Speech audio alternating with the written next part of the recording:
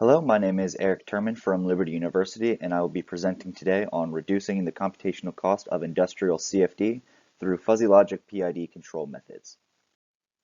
For this study, which is specifically evaluating control methods, we are looking at a CFD model or computational fluid dynamics model of a low-density polyethylene autoclave reactor. And so we're modeling the polymerization process happening within one of these reactors to determine heat transfer flow characteristics, various attributes that are interesting to us and our sponsor. And so our reactor model has polymerization kinetics, which provide a heat source. So we're looking at how heat is generated by the reactions taking place. We have a rotating stir shaft, as you can see in the animation. We consider complex geometry, so we're getting the near wall effects. We also have 3 independent controllers, which is also common in actual plant scale autoclave reactors to maintain thermal stability in the plant. And so while we're doing CFD, we have to do these numerical validation tests, and those are very expensive and time consuming. If you look at the plot below, I show 2 tests that we conducted validating our time step size and mesh refinement. When we make those changes to the solvers, we see a lot of oscillations take place until the values finally get to oscillating about the set point, which we call QSS region. And for these studies, we can only consider data from the QSS region when we're making decisions about our solver settings. And so as you can see, the QSS region is much smaller than the time step or mesh refinement change, and only 10% of running actually produced useful data to our study.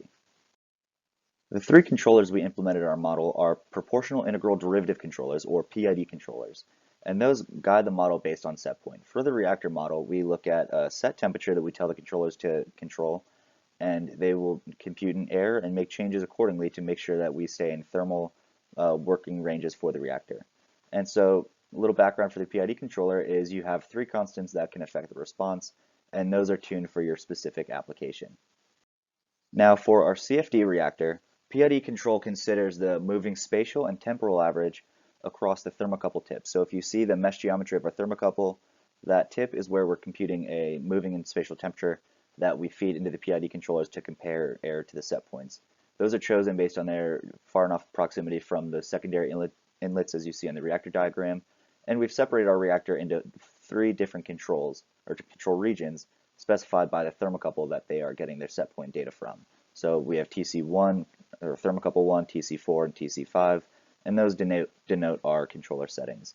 And so our error is that deviation from CFD from our plant or our set point.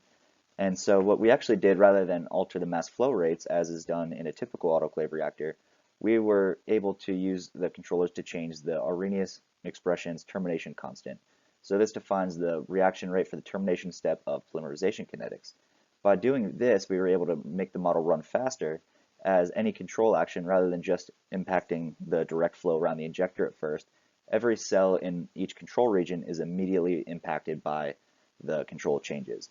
And we manipulate this Arrhenius expression constant, the termination constant, AT as it will be referred to, within the realm of physical bounds that we have denoted in literature. As I mentioned, my work is seeking to leverage fuzzy logic to improve this process. So if you remember that only 10% of our running of the PID controllers gave us useful running, and we're waiting for those PID controllers to reach equilibrium. So fuzzy logic is proposed as a way to improve these. The way it works in control applications is you apply a crisp input. So this is some measured variable from your system. So for us, this would be temperature. And you can use multiple inputs. Often fuzzy logic will consider the input of a current error and also the change in error over a certain time period. So then you fuzzify that variable, which is done through these membership functions where you can apply it to a fuzzy set. So let's say we have a temperature and we're applying that to figure out which fuzzy set it intersects. Whichever one has the highest degree of belonging, that becomes the fuzzy set it's denoted to.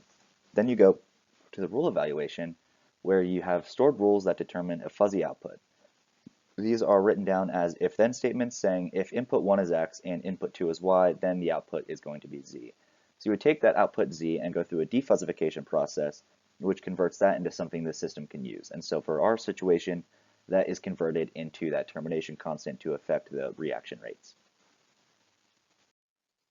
Now, if you recall, the PID controller only had 3 constants to tune, but in fuzzy logic, applying that to a PID controller, you're given a lot more freedom and flexibility to impact how the system computes error and how it handles those things. And so if you see, there's 3 different membership function types that are predominantly used within fuzzy logic. You have triangular, trapezoidal, and Gaussian.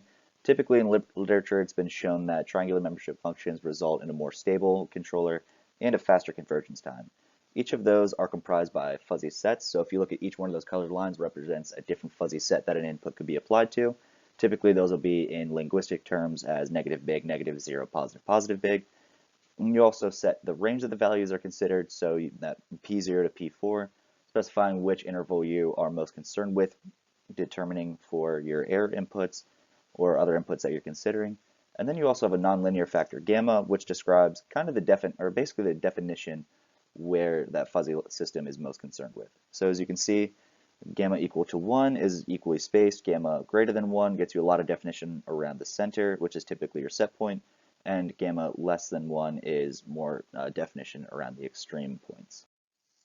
Now, if you see below, there's two control surfaces representing a PID controller or a fuzzy logic PID controller. Now, the PID controller is a linear control method. As you can see, it's just a simple planar surface. You can tune 3 gains to affect the response, but it is robust and proven method. It's used in a lot of industrial applications and has been shown to be very successful. The fuzzy logic PID controller is a nonlinear control method. So you see there's various curves and oscillations within the control surface that can be affected to get the desired system response. You can tune a lot of the metrics, which is good and bad. The increased tuning process can cause your controller to be slower than the PID control and be difficult to get those constants just right for all the various membership function inputs. But past work does show that the fuzzy logic PID is faster than a conventional PID controller. However, I'm now trying to prove that within a computational fluid dynamics setting using a the physically realistic model of a chemical reactor. So now to give you some background on my overall control structure, we start with the CFD model where we calculate a moving and spatially average temperature, which is then sent to a code block to determine the CFD set or compare it to the set point. And this is all done in a user-defined function as our CFD model is run in ANSYS Fluent. So we're able to calculate error and its derivative as our crisp inputs into the fuzzy system.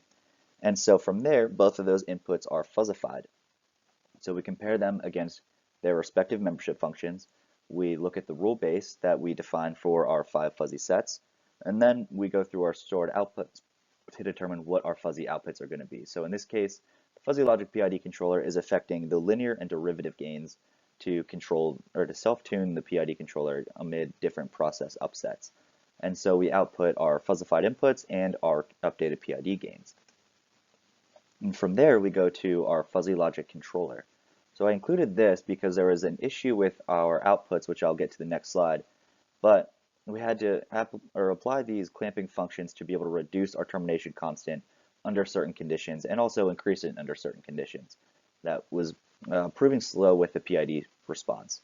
And so it checks if either one of those conditions are met to need to go to the clamping function, and if not, then it activates the PID control and determines the next output. And so you can see the updated kinetics constant goes to the CFD model, and then the loop begins again. So in the initial fuzzy logic PID testing, I noticed that while the error started to decrease, the controller continued to increase the termination constant AT. And so this would cause very significant undershoot tendency where the error signal will surpass the set point and go a lot farther into the negative temperature range than the PID controller for a 50% increase in catalyst feeds. And so that was an issue with the PID controller, but it was less evident there. But because fuzzy logic was employing stronger linear gains, that was causing a stronger tendency for the undershoot. And so you can see as the decreasing error is moving towards the set point, the increasing termination constant continues to rise, which is not the desired behavior for this type of control system. And so what I ended up doing was implement those control functions so that that peak termination constant didn't happen right when the error was about to go negative, but rather the clamping function would reduce the termination constant if the error was denoted positive big by its fuzzy set and derivative was the crisp input derivative was denoted as negative. And so then based on past experience running the fuzzy logic PID and looking at past data, I developed constants that we would multiply the previous termination constant by to decrease it and get that closer to set point to reduce the undershoots past set point. And the overall result of this method of applying the fuzzy logic PID controller and the fuzzy logic controller clamping functions was a controller that was faster than the overall PID controller. So if you see the dotted lines represent the PID controller, we have a lot more percent overshoot as it raises up to a higher initial temperature than the fuzzy logic controller allows. And this could prove beneficial for actual plant-scale autoclaves, which have very narrow operational windows for different process changes and different catalyst recipes. And so reducing the percent overshoot allowed during system upset shows that fuzzy logic could be applied on actual reactors and is a very beneficial behavior.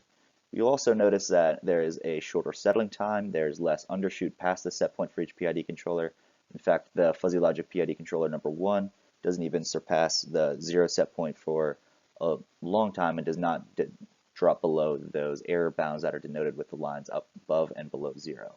We also have the integral of error being less than half of what the PID controller was, which is considering the integration from 0 to the settling time, which is set to the max value for each controller. And so overall, what this shows is that the fuzzy logic PID control system with all 3 controllers implemented on the model was 54% faster than the PID control method. And then looking at the controller outputs, we can see that the termination constant AT for the fuzzy logic controllers gets to its final value a lot sooner than the actual PID controller. So looking at a factor called rise time, which is how long it takes the controller to go from 10% to 90% of its value, the fuzzy logic PID controller was able to do that within 1 control action, which is denoted by our sampling time of 3 seconds. So it was limited only by how often the controller was acting. The PID controller took a range from 3 to 7 control actions, which was significantly slower, meaning 9 to 21 seconds of time. And the final termination constant was within 2% of the PID controllers for the fuzzy logic PID controllers, meaning we had a better control system. Overall, the inclusion of fuzzy logic proved to be 54% faster than the PID method. We allowed for lower percent overshoots, significantly lowered the rise time, and the benefits of that fuzzy logic PID controller do not increase the model cost at all. There's no negative impact of including those on the model. Feel free to reach out with any questions, and thank you for coming to my talk.